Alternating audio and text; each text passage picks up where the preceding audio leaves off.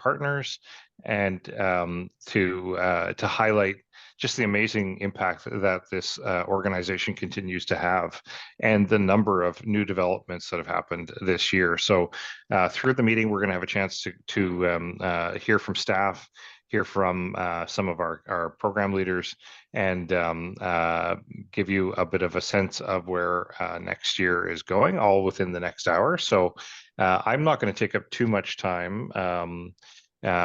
Just to make sure that we have time for all of our participants to be able to do their presentations. But for those of you who don't know me, I'm Scott Harris. I'm the chair of the board. On screen, you see the remainder of the board members, who most of whom are with us, several of whom have recently been elected to the board. So on behalf of all of the board of directors, I want to thank you all for being here tonight. Before we head into the actual business of the meeting, though, I do want to take a minute to acknowledge the territories that we find ourselves on, regardless of where you happen to be located when you're taking this call tonight. I would just invite you to take a moment to reflect on the traditional territories and the First Nations people of those territories. I myself am on the Anishinaabe Algonquin territory, and I know that we have people from every part of the country participating. Again, I would just encourage you to do that. I would also like to invite at this time Elder Paul Carl, of two first names, to give us a greeting. So, Paul. Hoju, Ane Sego, Wache, Tanse. I'd like to acknowledge that I live on the territory of the Anishinaabe and the Haudenosaunee people, and the Wyandot travel through here at times as well. And as we gather here, we want to make sure that we respect all of our relations. We always seem to think about us, but we never acknowledge those relations that teach us every day. That and a long time ago, we used to watch them, and they would give us those teachings of how to survive and how to live and how to be respectful and live with all of our relations. Also wanted to acknowledge the different nations that True North Aid provides support to, from the Inuit to the Innu to the Cree, the Dene, the Swampy Cree, the Woodlands Cree, the Plains Cree, the Anishinaabe people, all the West Coast nations. And if I forgot any, I didn't mean to be disrespectful. It's just that True North Aid provides support to so many people that you probably couldn't name them all. And Miigwech, Amanda, for allowing me to be humble and be asked to do this. And please bring our minds together as we listen to this great work that True North Aid does. And I'm honored to be a part of the advisory and the advisory council. And one of the things that I'm honored about is that this organization goes in a good way with a good heart.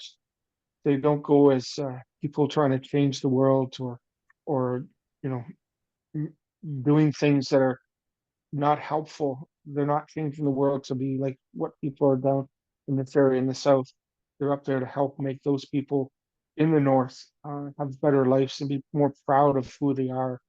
And as an advisor, I get to see some grants where so many times, this little language or going on a canoe trip brings those youth and those community members closer to their ancestors.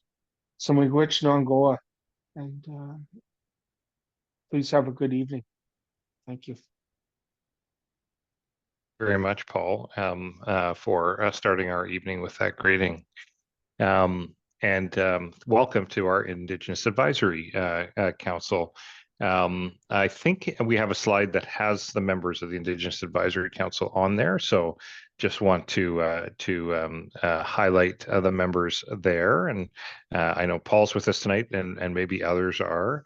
I would be remiss if I didn't spend a minute just acknowledging the contributions of Norm McCallum, who was one of our original Indigenous Advisory Committee members, and who passed away this past year. We will certainly miss Norm's contributions and his generous spirit. And we give thanks for all the ways that he impacted the lives of us individually, but also, the work of the organization. So thank you to all our Indigenous Advisory Committee members. So with that, I'm going to now shift to Ken and give Ken the opportunity to make some opening remarks as we get into to the rest of the meeting. Well, thank you, Scott, and good evening, everyone. Thank you for joining us tonight for our annual review, a time where we can showcase the highlights of the many projects and programs at True North Aid, all designed to support Indigenous people living in remote First Nation, Inuit, and Métis communities in Canada. True North Aid has come a long ways, and the past 12 years since it became a charity in 2012, we continue to grow and evolve in everything we do to ensure that the generosity of our donors is stewarded in a way that achieves maximum impact, always led by Indigenous people who reach out to True North Aid for assistance. They are the ones who inspire us, who drive us forward and keep us doing what we do. And it is an absolute honor to walk alongside them. Our work would not be possible without the passion and the dedication of our staff team. And Amanda, if you can put up that slide. So Lisa Mazzucato, who serves us as our operations manager, she is really the glue that holds everything together. And we certainly appreciate all that she brings to the organization. Marilyn Sheward, who you're going to hear from tonight, supervises and manages our finances, ensuring that we have robust controls and policies in place to protect the integrity of all things financial. And we certainly appreciate her contributions. Amanda Messi, who has been serving True North Aid probably is the longest staff member. She is the face for most of our applicants. She is the face they see and the voice they hear on the phone. She walks very closely with the communities we serve throughout Canada, advocating for them and guiding them through the application process from the very beginning to the fulfillment of the project, of the program, and beyond. And so thank you to Amanda for all that she does. Ali Cooper, she works for us part-time. She served on the board formally, and so she does all kinds of things. As I often like to say, is there anything that Ali cannot do? So Ali has certainly been a great contributor as a member of our staff team, and also helping our donors. Katie Koopman has served True North Aid in various capacities over the year as well, also served on the board, but now she is our reconciliation coordinator. She travels throughout Canada, teaching settlers about past injustices and the path forward, developing relationships and presenting at schools, organizations, groups, events, and so many other things that she's part of. And then the newest member of our team, Lisa DeVetto, she has got a lifetime of experience in fundraising. Her passion to help steward the family of donors we have and seeking out new relationships will help us maintain and grow the funding required to provide the support that we need for our programs and projects. And also Bethany Sorichetti, who's currently off on maternity leave, serves in administrative capacity and also financial, and super grateful for her and excited to have her back on the team in early 2025. And then Blair Patterson, who's come to us as our summer student, helping with social media and marketing. He's been a great, added great contributions already in his short time with us. There are many others, some of whom you'll hear tonight. I couldn't be more proud of the people who dedicate themselves to the mission and the mandate of True North Aid. And I will let the reports and the statements tonight speak for themselves. Thank you for joining us. Great, thank you, Ken. So let's now shift over to Marilyn to give everyone a sense of our audited financial statements. Good evening, everyone. It's my pleasure to present to you the 2023 financial statements that have been audited. I'm very proud of our organization and the steps that we take to ensure the integrity of our finances. I won't cover every detail tonight in these statements, but if you want more information, the full financial statement is posted on our website. Our audit was conducted by DBK Accounting Professional Corporation. So there's two pieces. There's the auditor's report and the financial statement. So our summary of our auditor's report, and I quote, "We did not identify any material matters that need to be brought to your attention. We received good cooperation from management during the audit. To the best of our knowledge, we also had complete access to the accounting records and other documents that were needed to carry out the audit.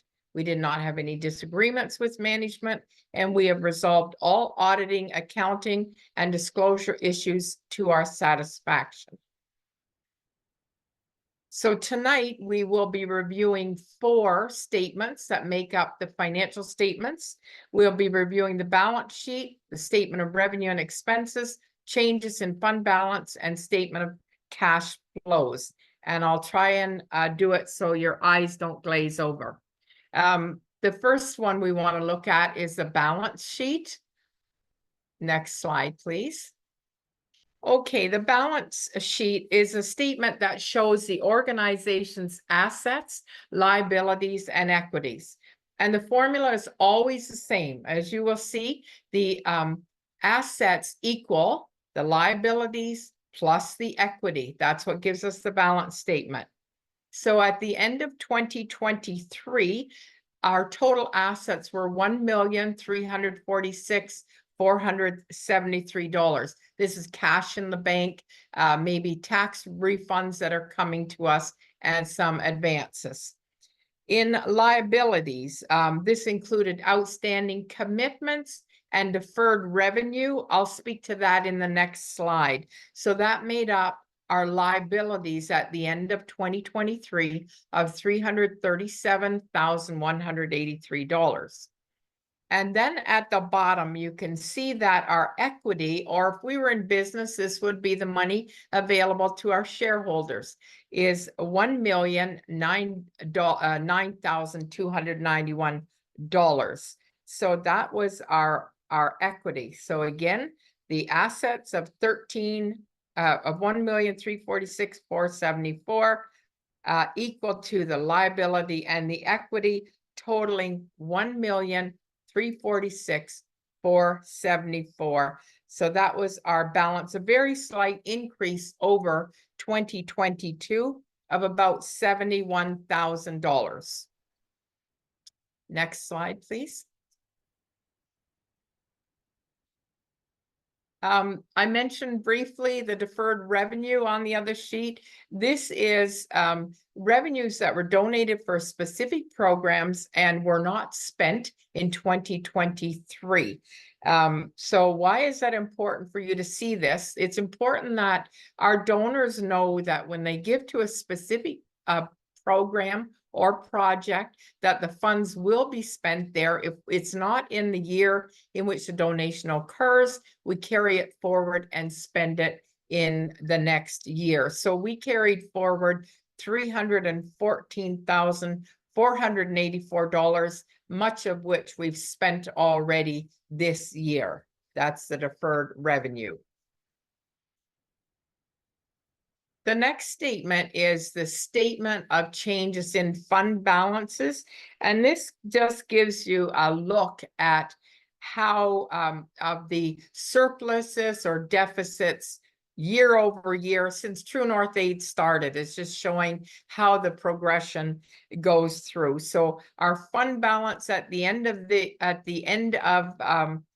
2023, beginning of 2023, $938,173.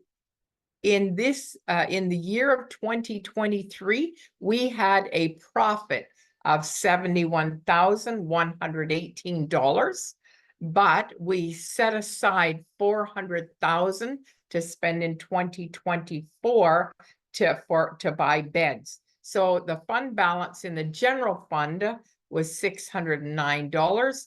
Internally restricted, it's committed for a specific purpose of $400,000, showing a balance at the end of the year, the fund balance of $1,009,291. Again, slight increase over 2022 of $71,000. This is the one that people are most interested in. It gives a real fine breakdown of how we spend our money. So it's a summary of our revenue and expenses. And at the end, it shows whether we made a profit or a loss for this particular year. So you will see that our revenue was $2,134,630. And you will also see that almost all of that funding comes from donations. Most of our funding comes through donations. Our expenses, the next chunk that says humanitarian expenses. This is the cost of running our programs. This is what it costs when a community comes to us looking for help. This is the general breakdown of how we spend that funding. You will see, for example, that supplies is very heavy. 50% of what we spent last year was on supplies for communities. Then there's always money to transport the goods. The administration is the maybe help to run programs and so on and so forth. Then there's operating expenses, and that's the cost for running True North 8. It includes things like bank charges and interest, software rentals, et cetera, and our wages and benefits. So that was $291,728. So a quick summary, and again, feel free to go on our site and go through these statements and ask us any questions after the meeting. But just in summary, by percent that we spent. So if we look at our revenue that came in and look at how we spent our money, you'll see that on programs such as backpacks, et cetera, humanitarian needs, we spent 83% of the revenue on programs. For salary, we spent 8.8% on salaries. For other operational costs, such as bank charges, we spent 4.9%.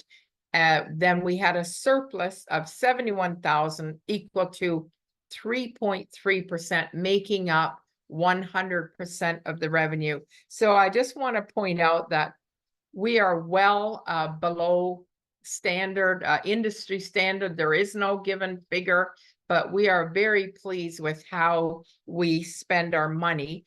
And I just wanted to make one more note before we leave this page. At the end of 2022, you'll see that we had a large deficit. And I just want to point out, if you're looking at that later on, this was not irresponsible spending on our place. We had a huge revenue come in at the end of 2021. And so we were spending that money from 2021 in our programs. So just a little note on that. Next screen. Our final statement is a statement of cash flows. And so this shows how changes in the balance sheet and income affect our cash. And this one is very important as well. It demonstrates an organization's ability to operate in the long and short term based on how much cash is flowing in and out of the organization. So you'll see the very top figure is the profit I've been mentioning from the other statements of $71,118. you'll see the change in cash overall in 2023 was $130,735 dollars. Again, the cash at the beginning of the year, if you look back at the other statements, you'll see it was $43,332 for a total cash at the end of the year of $1,174,067. So again, that's cash flow in and out through True North Aid. Okay, very quickly, just to give you a little picture of what our donations look like. This slide is sorry, okay, let me just flip them over. Okay, this is individual gifts by dollar amount. So these are individual gifts and not donor amounts. That's important. But we want to point out that 72% of individual gifts are less than $50. 20% are between 51 and 150. So in other words, 92% of individual gifts are less than $150. Between 151 and 500, 5%. Between 500 and 5,000, 3%. And over 5,000, less than 1%. So again, to note that if someone is donating monthly, and they're donating $35 a month, it will fall into that 72%, but it's in there like 12 separate gifts. So just a note on that. But overall, you can see how many people are helping and what the gift amounts are, and it's just amazing how generous people are to True North Aid. The next slide will just show you very quickly total revenue year over year. And again, we mention this every year, and we wanted to mention again that we in the past have grown organically. We've not done fundraising or applied for grants. It's all been the generosity and kindness of our donors. So you can't see the numbers here, but visually you can see that we were doubling year after year up to 2021, which was a huge year in our donations, where we brought in almost $3 million, $2.9 million. After that, we're beginning to settle down, but you can still see we're doing very well. In spite of what the economy is looking like, people are still supporting and loving the work that we do. The next slide is the similar thing, only presenting the total number of gifts. So they line up pretty well with the amount of revenue that's coming in. So again, a growth doubling year over year, more than doubling year over year in the total individual gifts to True North Aid. So as a finance manager, I want to thank everybody for your generosity. We just don't have the words to say.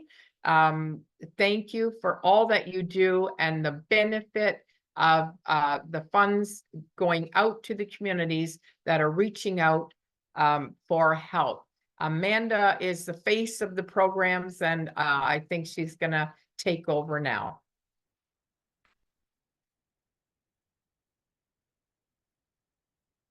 Yes, I will. Well, thanks, Marilyn. I was trying to find the unmute button.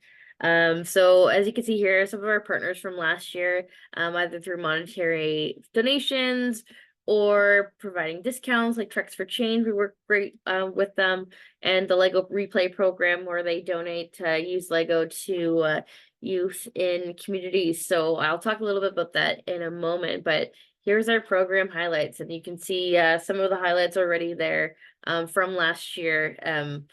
So let's get to it. So last year, we engaged over 100 communities. We shipped 50,000 pounds of aid that included backpacks, school supplies. There were some mattresses in there, and lots of Lego again. And over 12,000 people were supported through our programs, and 45 initiatives were done in 2023. And here's an overlook of all the communities that we supported last year. Over 100 communities again, with 39 new communities supported in 2023. Some of that is people just finding us through our website, and some of that is me reaching out like through Instagram, actually, some of the groups that were doing some grassroots stuff in there. So we can see we have a large outreach, and we keep growing.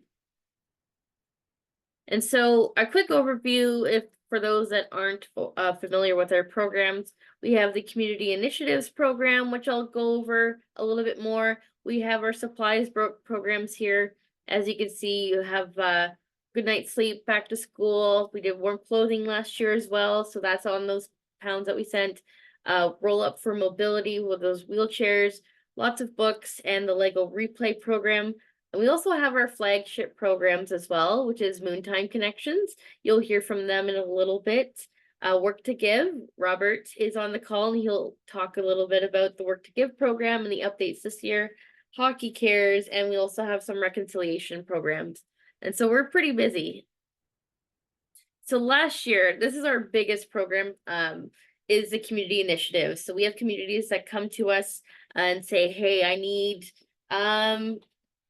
support with this trip to go bring a bunch of Northern youth to Vancouver, or I need to buy an enclave, an autoclave, which is cleans instruments and medical supplies, stuff like that, where there's lots of gaps in funding, or they really want to start something in their own community, there's so many great people to say, hey, I want to start a bike program, or I want to start a chicken coops program to promote food security and bring communities together. Or I want to get kids involved in fiddle or music and take the kids to meet their instructor in Saskatoon. So there's lots of initiatives that communities want to do, and they might have a hard time finding the funding for that, or the supports, or how to access that. So we help through community initiatives. And if you've seen our other reports in the past, or other meetings like this, you could see some of them might be familiar to you. So for example, like we have the fiddle program again in Buffalo Narrows, and then we have the tribal canoe journeys along the BC coastline that actually brings thousands and thousands of people in to encourage and support them, but also the number of people on the canoes is significant, and we're lucky enough to be able to support that again this year. Another big highlight from last year was working with Goodwill in London, shipping over 60 pallets of mobility aids and wheelchairs to communities across BC, Alberta, Saskatchewan, Manitoba, and Ontario. And so some of those did go to individuals that really needed it, and put someone to nursing stations so that they had wheelchairs available to them, or went to care homes for people that with mobility issues, because some communities actually do run their own care homes, which is really great. Again, a partnership with Goodwill. We've done this initiative before, and we really love that we're able to provide a gift of mobility in communities, because sometimes wheelchairs, occupational therapists, the costs are so high just to go down, and even to go down to southern communities just to get measured, weighed, etc. for a wheelchair can be really difficult. So I'm glad we were able to do something like this again that's very practical. Another one that we did, and Katie might actually start with Katie, she might touch base on it a little bit later, is our Northern Reads program, which we're kind of redeveloping now, but we're working with 2 Indigenous owned businesses that provide books for youth, adults, anybody in between. And they're, as you can see in the books, like a lot of them are from Indigenous authors and represent culture. So that we're really proud last year to support 20 communities with books that are Indigenous authored and content from these 2 publishing companies and sellers. So we're hoping to do the program again this year, so stay tuned on that. Last year, again, 33,000 or 3,300, I wish it was 33,000 books were shipped across the country, which was really exciting. So before I go into that, some things that we're looking forward to this year is, again, more community initiatives. We're reaching and touching base in Quebec and Labrador. So you hear a few things like that. But again, lots and lots and lots of good programs coming up and communities. So sometimes we don't know what's going to come in. It's what communities tell us that we need. So I'm very honored to work with so many communities. I'm so honored to work with so many people that I call friends now, and they update me and send me photos of what's going on in their community. So also, if you're a community member, we just launched a Facebook group called North Bay Community Connections. And so that's gonna provide some resources for communities that might need some other funding or check out what's going on and share other progress updates about what other communities are doing, and hopefully inspire communities to launch their own programs. So without further ado, I'm gonna send it over to Moontime Connections, who did a great video for us. They've seen a lot of growth in 2023 and continue to see that growth, and they're just doing so many great things. So I'll let them talk.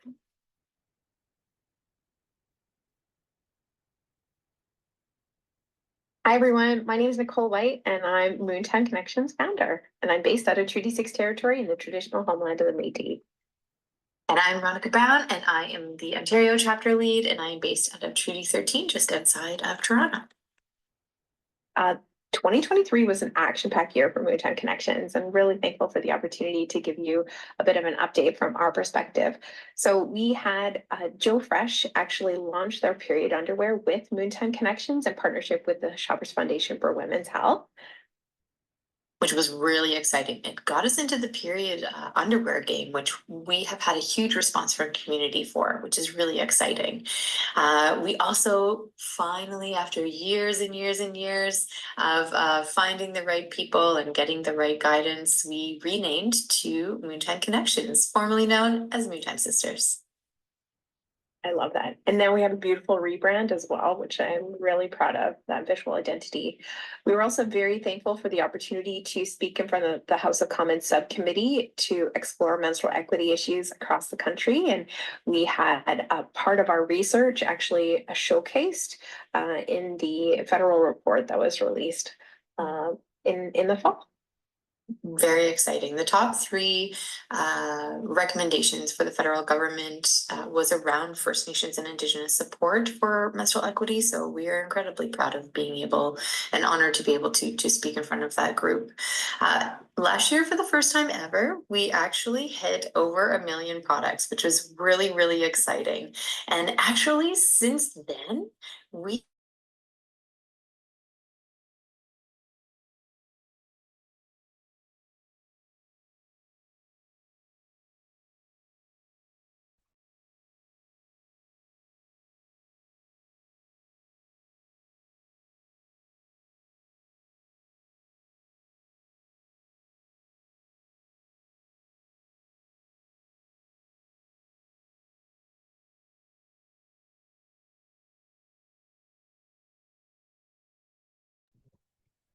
Sorry, I think we lost the audio.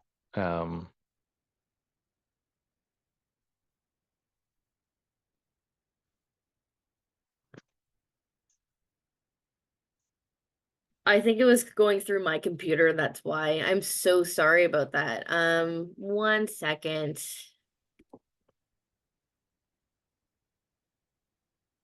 It should have shared audio right away. I'm so sorry about that. Okay, I'm gonna go back and to where you lost audio.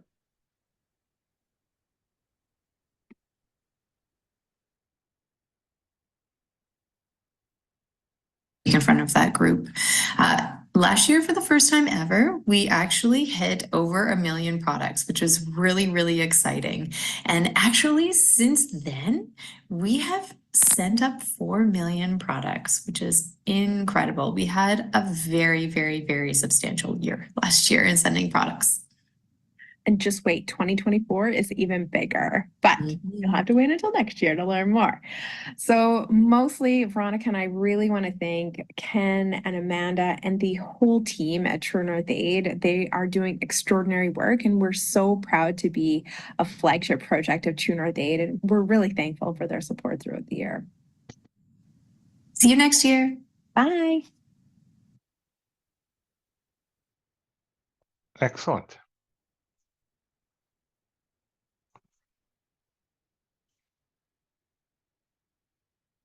I think, are we over to Rob now or over to Sue? We're over to Robert right now. He's going to talk about the Work to Give program.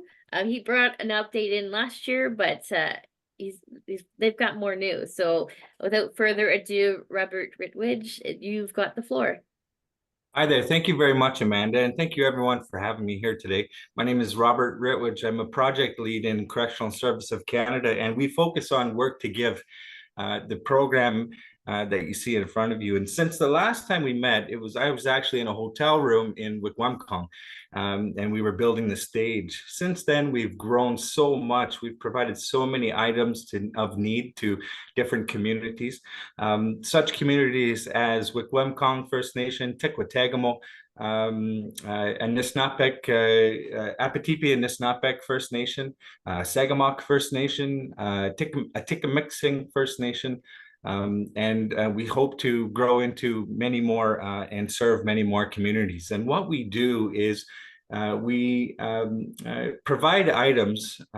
Indigenous offenders provide items inside the institution. They make them, they build them from scratch by their own hand through different programs and different partners that we utilize, like Corcan Industrial, or Corcan Industries inside the Correctional Service of Canada is our manufacturing component. We work with them on a daily basis to partner and get Red Seal carpenters and other technical savvy individuals in to build such items as single living dwelling units for Wikwemkong to help their homeless initiative, or get people off the streets that may be living rough, or a couple of tiny bunkies, as we call them, to be able to send down to the water so preventative services or child services can have a place for families to get together so they can mend their relationship and get back to the land and bring their cultural teachings and share cultural teachings amongst each other to be able to repair that relationship. We also make small things, like for Atikamixing, we're making 25 picnic tables to go in their powwow grounds. They have a powwow that's coming up in July 2024. So if you're up in the area, go right ahead. You'll see our picnic tables up there. Those will be made in numerous institutions. Now, our focus is getting institutions and pairing up with Indigenous communities of where the guys are from. So we work specifically with Indigenous federal offenders. And when we partner with our community stakeholders such as Corcan initiatives, we have some mainstream guys in there as well helping us along. What we'll do is we'll create certain things like dog houses or dog kennels for Sagamok First Nation, which is a request that's coming up in the future, or within the next couple of weeks, we'll be going up to Serpent River to be able to deliver picnic tables, garden beds, and some bookshelves that will go into their healing lodge or into their elders lodge or their band office, that they call it, to be able to share those necessity and those items crafted by Indigenous offenders inside 5 different federal institutions. Since the last meeting, again, we've grown from working in 2 different federal institutions to 5. We work at Collins Bay Institution, Joyceville Institution, Beaver Creek Institution, Workworth Institution, and Bath Institution now. And we're hoping to grow into several more communities, which is focused on, like I said before, where the guys originally have come from and or where they plan to reintegrate back into community too. It's significant and important. First of all, it gives the light at the end of a very dark tunnel for many of the offenders that are on the inside. And it Work to Give starts from the very beginning of their healing journey at the assessment unit, their first spot when they come into the federal institutions, right out into community. I mean, we just went up to Movember announcement over there in Toronto at the Toronto Friendship Center. And we gifted a park bench to them, and one of our former offenders, who is now out in community, done all of his sentence with us and everything else like that, came to help and assist, give away this park bench and share in celebrations with the Movember's announcement. And he keeps coming back, which is unheard of. In terms of the relationship between CSC and former clients and everything like that. So one more big news, and then I'll say necessary thank you to True North Aid, because without True North Aid, I know you heard it before, but seriously and literally, without True North Aid, Work to Give wouldn't be able to happen. Anyways, let's move from Work to Give in the future. We'll be able to, in the past, we've got about 100K in raw material funding, and that was distributed through True North Aid. Over the next 3 years, we've seen to lock in $300,000 worth of raw material funding to be able to distribute to First Nation communities that we're working with in the near future. So over the next 3 years, 300,000 per year. So we're growing quite significantly.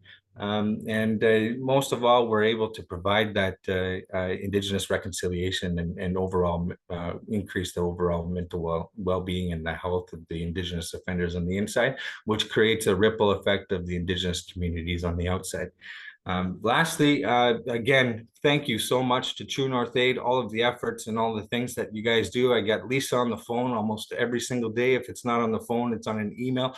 Amanda, we go and we converse back and forth, and I know the great impact that she's making in the community in which I live in Kingston here, and I see a lot of familiar faces. So we got a lot of great people around here, a lot of good people doing good things to make real change, and Work to Give is just happy to be a part of that. So thank you very much.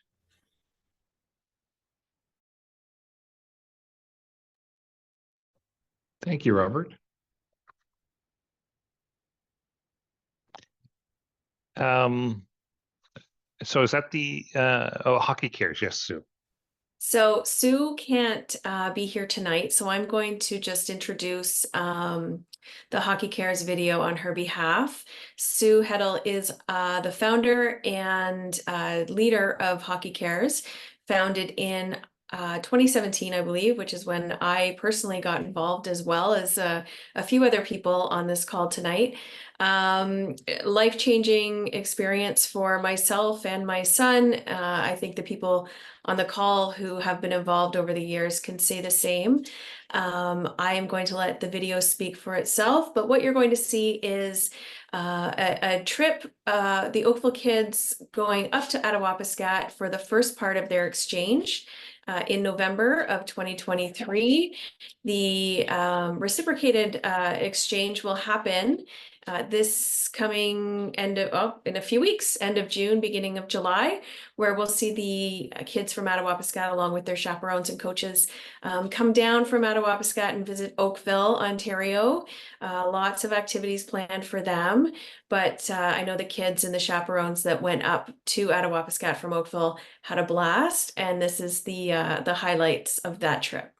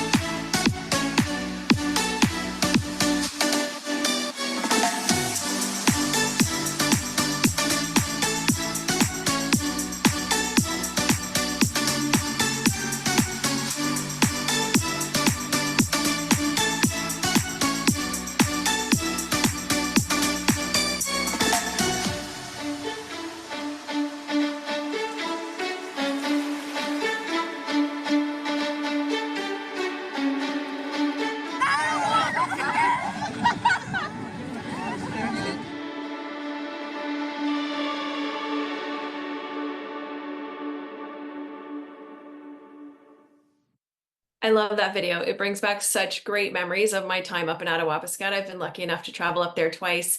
And I think I have to mention as well, I need to take the time to acknowledge Steve Katakwapit, who's also on this call tonight. And without Steve, who lives in Attawapiskat and is our leader from Attawapiskat for Hockey Cares, we certainly wouldn't be able to make this possible. And he has been instrumental in making this happen for the kids in Attawapiskat. And we are very, very thankful for Steve.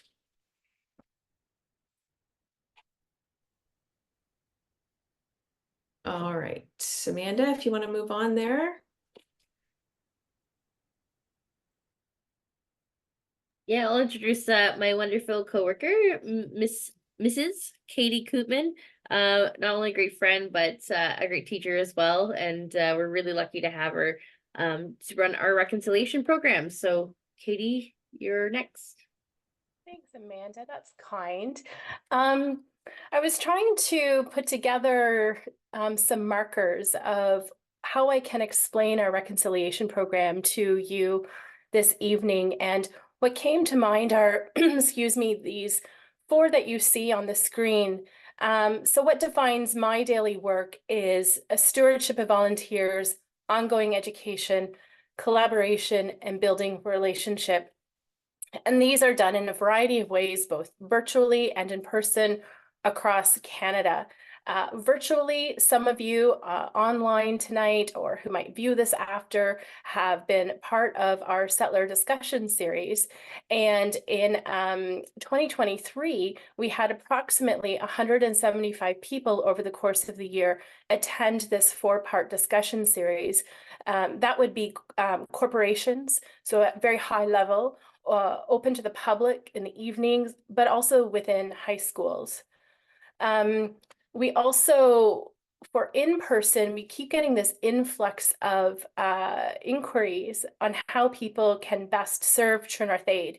So in terms of the metrics of volunteers through 2023, we had approximately 6 seasonal volunteers who helped with admin tasks.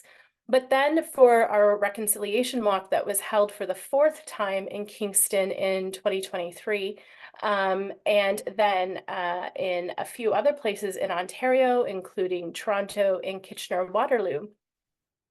For that day, we had across these 3 cities, almost 75 volunteers participate to help guide the trails, make sure that the laminates that you see hanging on the jute in the top left square picture there are intact and in good order.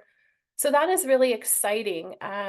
We are noticing an uptick of inquiries of people who want to get involved. And sometimes it's hard to find a niche for people, but sometimes there is a niche where their talents and gifts and skills meet a need that we have.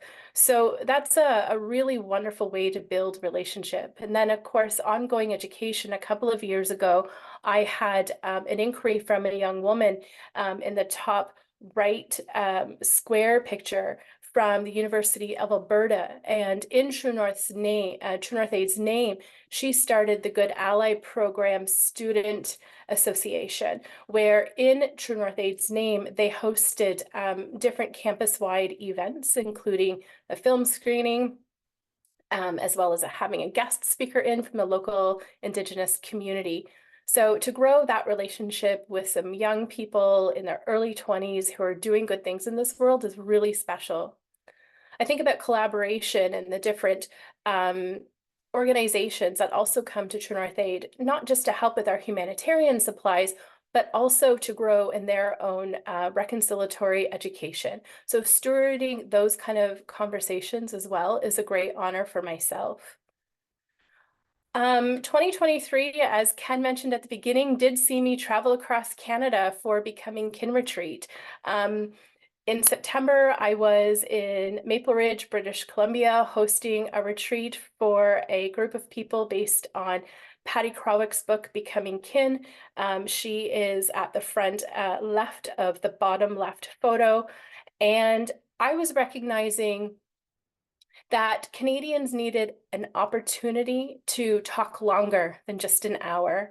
We needed to be close and in close proximity to talk about hard things. So this retreat revolved. I was in BC in September, and then in Tatamagouche, Nova Scotia, hosting Becoming Kin with Patty as well, 2 weeks later in October. So 2023 has been a really busy year. And again, in terms of education and collaboration and building relationships and incorporating volunteers into our mandate as well. That bottom right photo there is of Blythe and Brussels United Church in Blythe, or Brussels, Ontario, where church members collected baby supplies that went out to a northern and remote community. Next slide, please, Amanda. Amanda and I each receive really sweet messages and really beautiful inquiries. To the left, I draw your attention to these 3 sweet little girls who wanted to have a lemonade stand in the summertime, and their profits benefited True North Aid. And how do you say no to these things? You can't. And so I was able to connect with the girls, connect with their parents, and that was just a fun collaboration. The 2 pictures at the top there was from Clemens Mills Elementary School, whereby this wonderful teacher, her name is Bianca Koopman, and no relationship to me, but her grade 3 class held an arcade of sorts and invited the whole school to come and play, and charged a very low admission to get in.